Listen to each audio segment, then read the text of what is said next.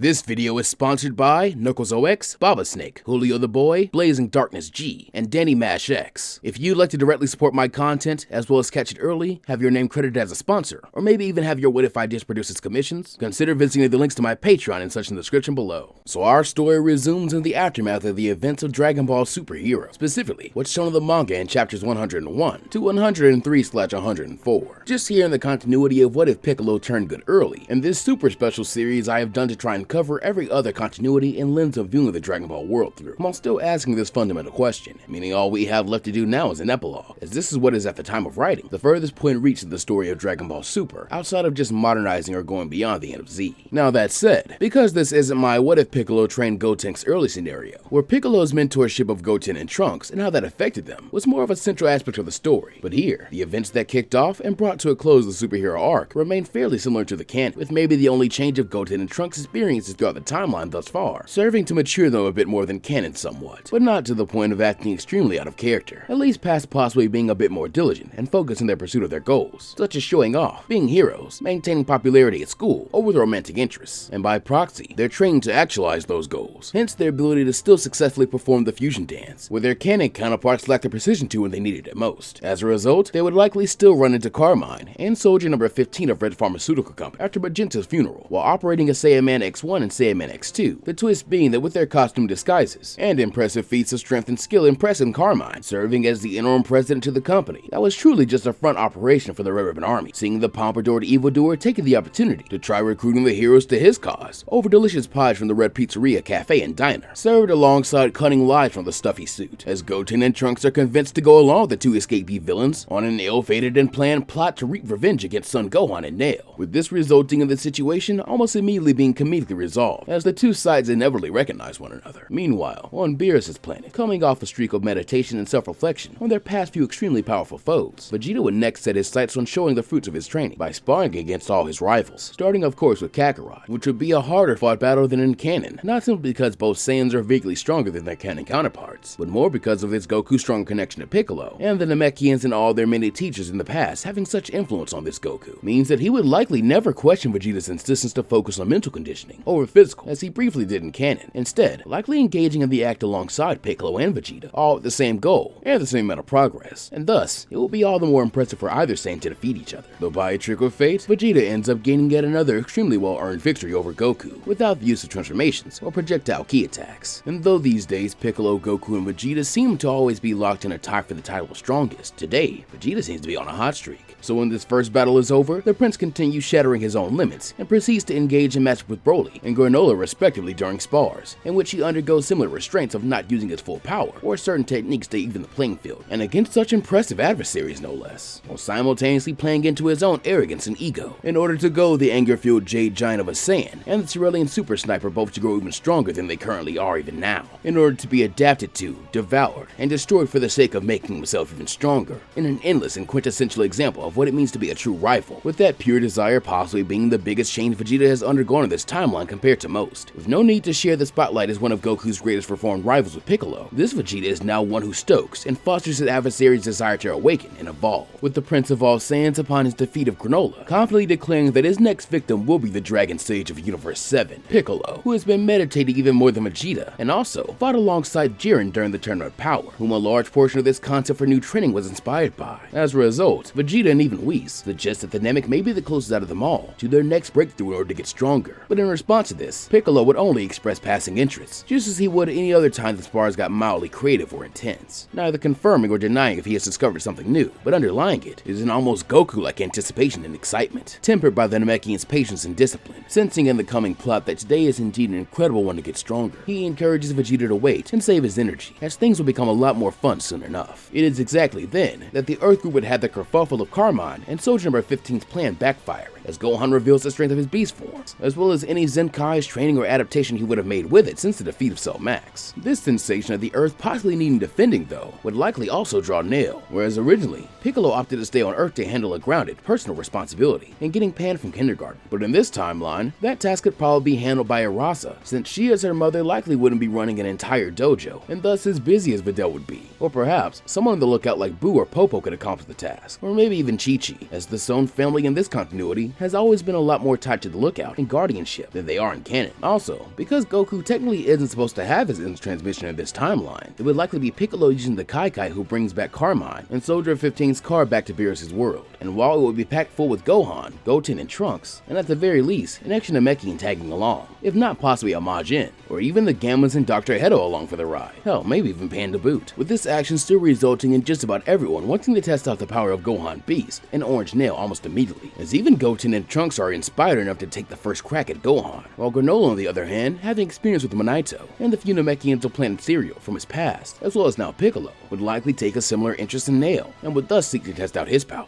since a battle power like this certainly didn't exist in the universe when he made his wish to get stronger. With these opening two matches going like they would in canon as well, as Gohan slowly ramps up from his Super Saiyan to Ultimate forms against the boys, while they successfully pull off fusion again to take on this magnificent Ultimate battle, causing a stalemated spar that forces Gohan to reveal and unleash the power of his beast mode against their own full combined power, where in the end, even with his growth and maturity, the hero of justice Gotenks is defeated, with the younger hybrid Saiyan still taking a big loss, but just as in canon, winning pretty big all the same, simply by being present on the word of a god of destruction, in order to witness battle and improving from some of the strongest warriors in the history of their universe. While at the same time, being able to tag along to this event in this timeline, I believe the Gammas would still feel some calling, be it Hedo's programming, or simply the desire to be proper heroes, to see the two androids fulfill their initial purpose of their construction, and at least challenging the likes of Goku and Vegeta, and showing them how the Earth has continued to move forward, even while their heads have been in the clouds, with the android assault and Hedo's engineering causing the two to marvel, and genuinely praise the young scientist and his creations, as they are quite possibly the greatest successors to Dr. Gero's legacy they could even imagine. However, because of their ever-constant progression forward, the Saiyans then simply exceed even the most complex calculations, configuration, and combos thrown at them by the radiantly shining android heroes, as their higher godly states prove Gamma 1 and 2 to only serve as good warm-ups and training buddies for them, while now seeing firsthand and being excited by the power Gohan has displayed in order to defeat the blazing fusion warrior Gotenks, who next settles on testing his might against Broly with the Gammas, after seeing where his Super Saiyan power matched up to Gohan. At the same time, the now purple and silver-haired Pure Saiyans set their sights on next testing the limits of the eldest hybrid Saiyan, with the intensity of these clashes between Gohan, his father, and Prince Vegeta becoming extremely fierce battles, despite originally beginning as spars. The young Saiyan scholar is able to show the fruits of his training, just as well if not better than he was able to in canon, despite his not being the explicit star and focus of this tale. The battle of fate between the newfound power beyond ultimate that is the beast form, against the mastery of divine force that is Ultra Instinct, and eventually, the deific awakening of pride that is Ultra Ego, is intense enough to warrant Lord Beerus ordering Whis to erect a barrier for the spectators, in order to safely relax, and focus on the crazy sparring session among the Saiyans, even as it wrecks the God of Destruction's world, and ends up in such an extremely fun, super chaotic mess, that it devolves into a battle royale, in which even Goten punches Trunks, and the 6 Saiyans and their other challenges nearly exhaust themselves completely in the scuffle, until they inevitably must share a feast cooked up by Limo, while Whis restores the planet, and Goku, or rather Piccolo, prepares to take everyone back, including a thoroughly demoralized from further evil deeds, Carmine and Soldier 15. However, all the while the Saiyans sparred, following a similar pattern as Gohan, Nail was testing himself against the likes of the alien warriors he has yet to face, and would progress through his various phases and powers, while taking on the varied abilities copied and pasted from the strongest fighters in the universe, and then adapted onto Granola, in order to make him stronger, seeing Nail make use of the mystic arts of the Namekians to counter Granola's pure Cerulean accuracy, the Kaioken to counter tricky bounty hunter tactics, and eventually, when Granola decides to get serious and stop simply using spirit-controlled duplicates, actually fighting the Super Namekian warrior head-on for real, Nail unveils the true might of his power awakened state, allowing him to counter and contend with the amalgamated and now well-earned strength of the ultimate super survivor of the Cerulean sniper race, nearly even seeing their battle end in a draw, until finally, like Gamma 2, Granola finds himself suddenly overwhelmed by the stoic disciplined power of the Orange Namekian Form, at which point, he subsequently concedes defeat, recognizing how he can get even stronger from here.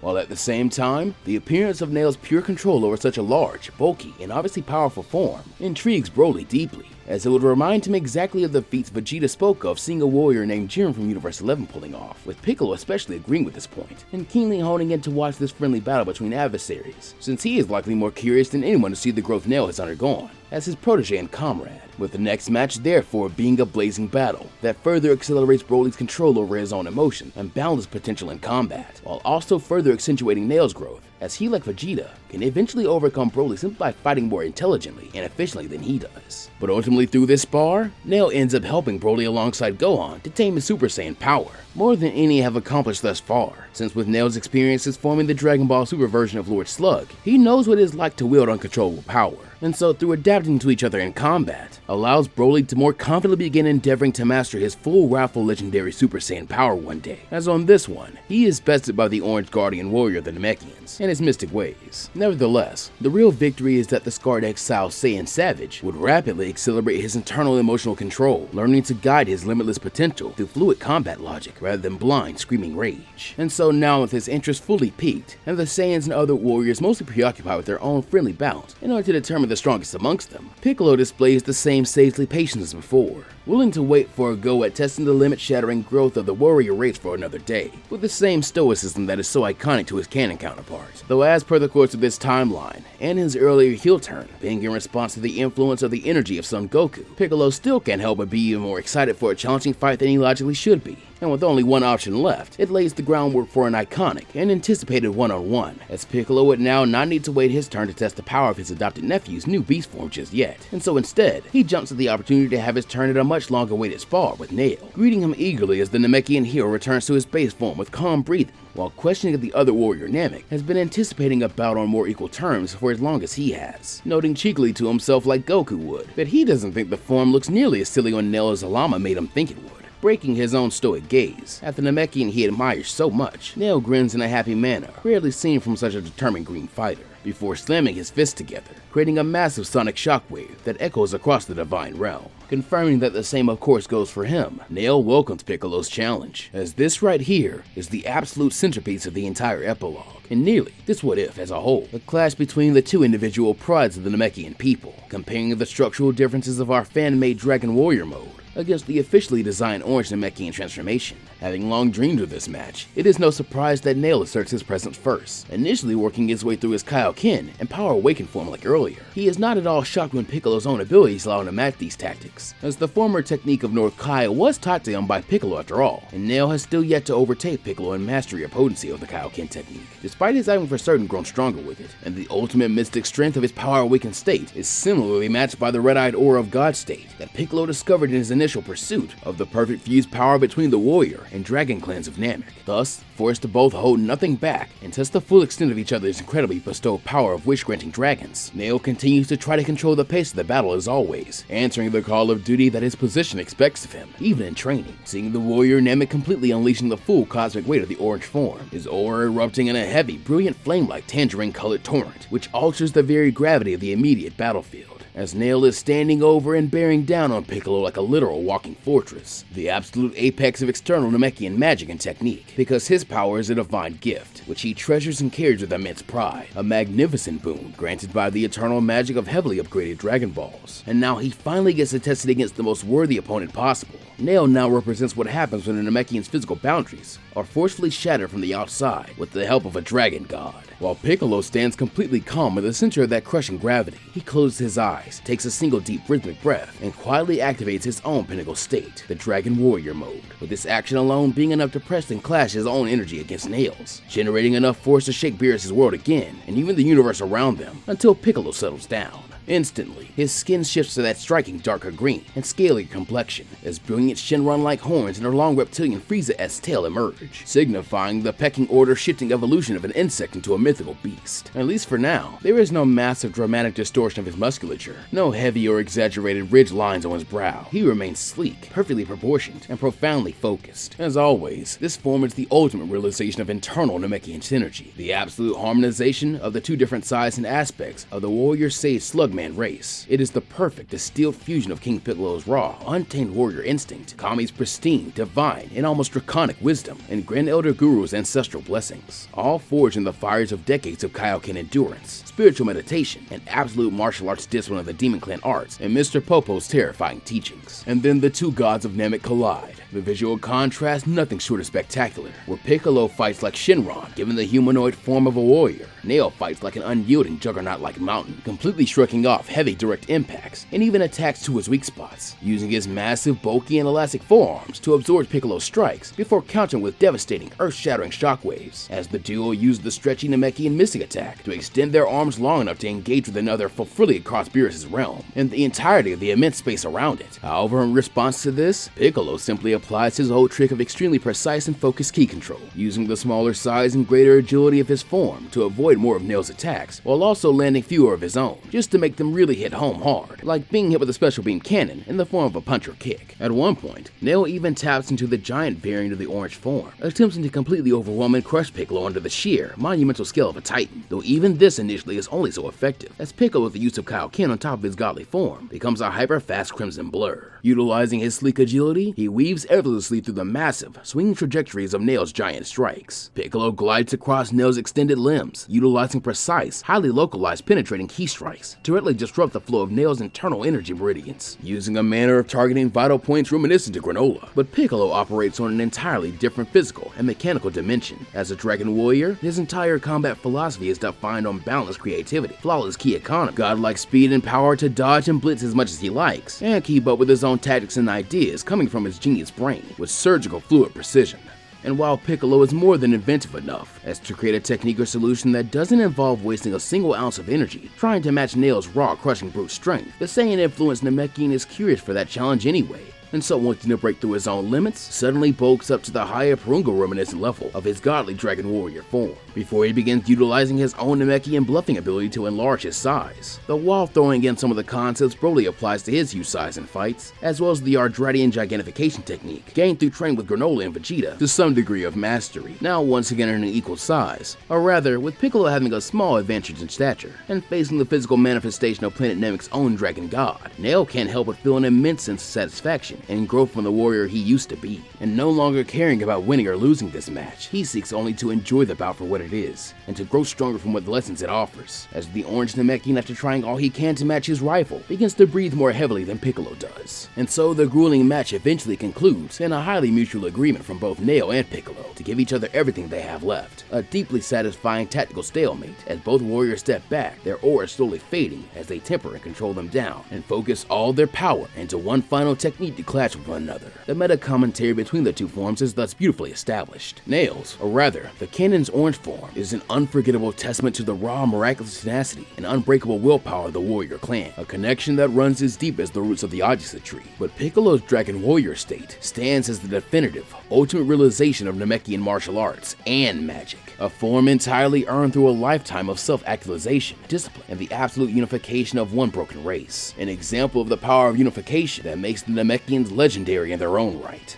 And so with the clash of their Dragon's Light of Life cannon, an apocalyptic mystic flash burst, Universe 7 is lit up in a brilliant display of light and power, as the ultimate clash between the Namekians graces this timeline, ending with the roar of the dragon slumbering in his soul and the multiverse itself. Piccolo Jr.'s technique wins the day, leaving the earlier turned good Namekian, originally born with the sole goal of dominating the Earth as its strongest evil ruler, standing now as its unequivocal greatest defender, and in fact, still raring to go with the desire to challenge the Saiyans and establish himself fully as the most powerful benevolent warrior in this Dragon Ball timeline. As the grand gathering on Beerus' planet finally winds down, the timeline begins to gently drift towards its natural curtain call, and thus with the modern era thoroughly established, other than I suppose Gohan pretending to be Clean God, we must now look far into the horizon to see how this highly idealized, profoundly prepared universe handles the iconic conclusion of the original story and transitions into the distant future. So for example, if I ever do anything that adapts the story of Dragon Ball Super beyond this epilogue point, or maybe just for specials, assume it will be inserted between this point and my conclusions for this timeline. As time passes, when the historic 28th World Martial Arts Tournament finally arrives years later, due to Majin Buu having fully mastered his own evil and turned good early as well, there would not be any reincarnations, or at least no Majin-powered versions of Buu, who here is met with completely different reality compared to the canon timeline, or even the events of GT in this continuity. In the original story, Goku suddenly flies away to train Oob out of a sense of desperate, almost lonely necessity, as by that point, Earth's safety rested almost still entirely on his and Vegeta's shoulders, and so he kinda desperately needed to cultivate a replacement, at least so that the duty of protecting Earth didn't fall solely on his children and grandkid. But in this timeline, the planet Earth, and Universe 7 as a whole, are completely, undeniably secure. Earth isn't just being protected by a couple of isolated Saiyans, it is instead watched over by a grand multifaceted council of fully actualized gods and demigods, as you would have a Dragon Warrior god maintaining absolute order in most places like the Earth, and maybe even the second demon realm, or just the realm of the gods itself, an Orange Guardian watching over the lookout on planet Namek, a highly disciplined Majin Kami, a mature scholarly Gohan who has never lost his edge, and a thriving battle-ready generation of young heroes. was. And so for the end of Z, Goku doesn't leave out of a desperate survivalist anxiety. He leaves out of a pure, unadulterated, joyful mentorship, whether Oob has Boo's power or not. And thus, even if he is overall weaker than most of his canon counterparts, Oob isn't inheriting a crushing, lonely burden. He is entering a massive, beautiful, and deeply structured world of martial arts mastery, where he will eventually be tutored not just by Goku, but by the combined wisdom of Master Piccolo and many, many more.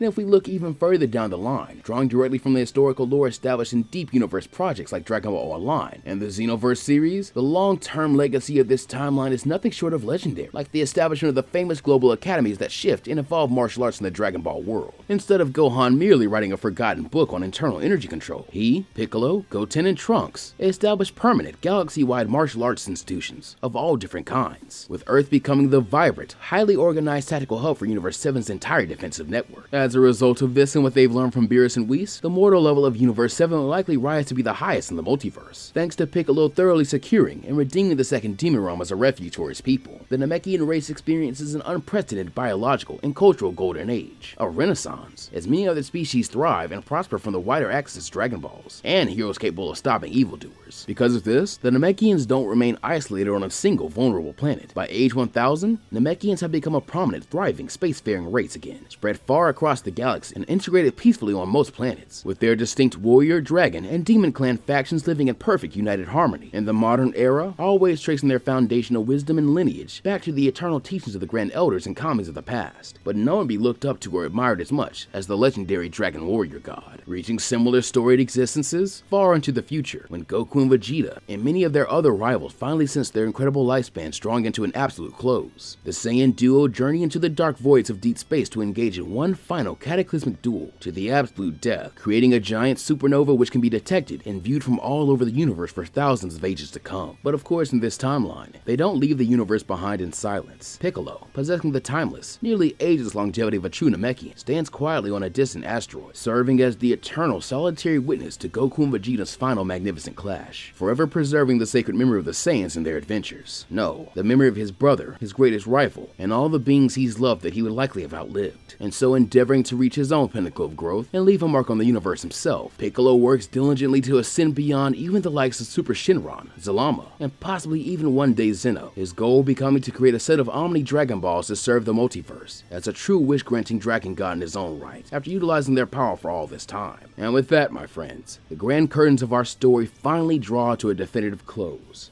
This epilogue marks the absolute final destination for the What If Piccolo Turned Good early timeline as a main ongoing series. At the very least for now. We took a pretty simple, grounded premise from the very dawn of the original Dragon Ball era, and we stretched its figurative narrative fibers all the way to the cosmic divine boundaries of the modern age, proving just how much a single choice can change a lot of things. A tiny drop of early redemption can completely reshape the destiny of an entire universe. I want to give a massive, deeply heartfelt thank you to every single one of you who has stuck around through every single part, every cinematic special, every piece of fan art or headcanon, and every complex lore breakdown we've had for this What If. Your incredible support, your creative theories, and your immense passion in the comment section are what made a massive project of this scale entirely possible. So as always, please be sure to take care of yourselves and the world around you. Always remember to dodge and go beyond plus ultra, and I'll catch you guys next time.